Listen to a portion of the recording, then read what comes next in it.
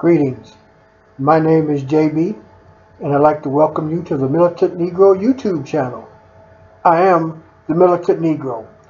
This reading that I am doing right now comes courtesy of Malcolm X, The Race Problem, African Students Association and NAACP Campus Chapter, Michigan State University, East Lansing, Michigan, 23rd of January, 1963. So you have two types of Negro, the old type and the new type. Most of you know the old type. When you read about him in history, during slavery, he was called Uncle Tom. He was the House Negro.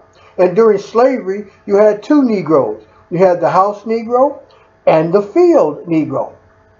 Now, the House Negro usually lived close to his master. He dressed like his master. He wore his master's secondhand clothes. He ate food that the master left on the table. He lived in his master's house, probably in the basement or the attic. But he still lived in the master's house. So whenever that House Negro identified himself, he always identified himself in the same sense that his master identified himself. When his master said, "We have good food," the House Negro would say, "Yes, we have plenty of good food.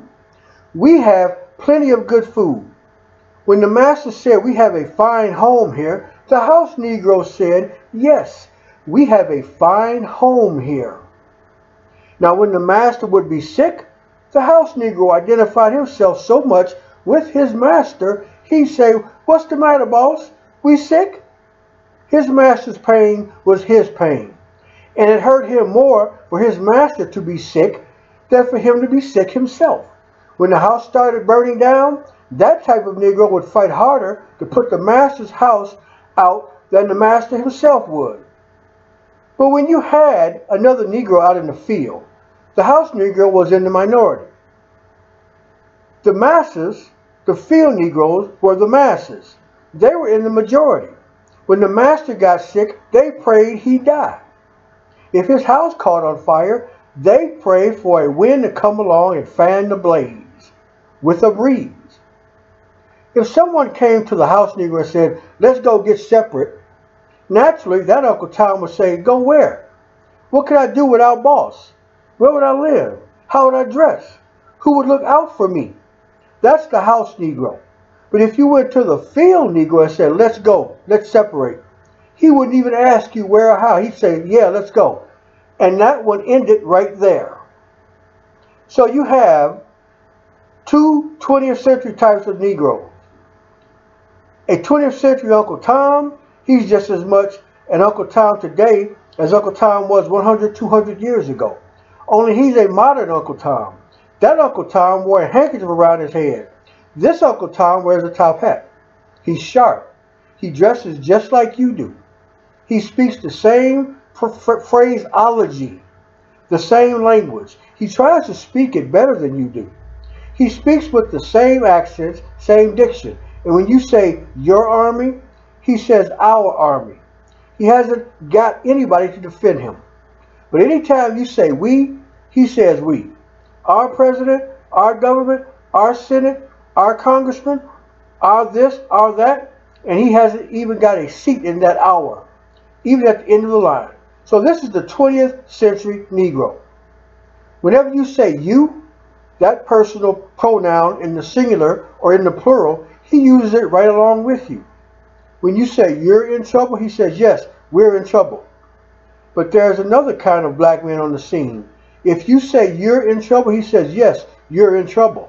He doesn't identify himself with your plight whatsoever. And today we call these House Coons. We call these House Negroes House Coons, kowtowing, begging, scraping, bowing to the Caucasian races from Europe.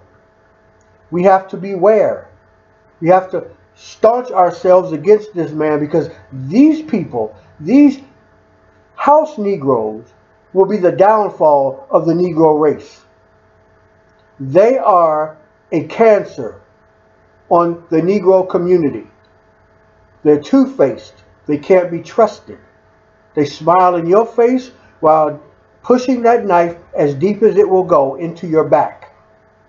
Beware, people, of the House Negro. Don't get close to House Negroes. Keep your eyes out for all these House Negroes who coon like Lil Wayne, among others. That's all I got to say about this subject. I just thought we all needed to be refreshed about the House Negro versus the Field Negro, because sometimes we forget. We forget we're still slaves. We forget we're still wearing the chains of slavery. Ciao Bella, namaste, be safe, be well. Holla at you later.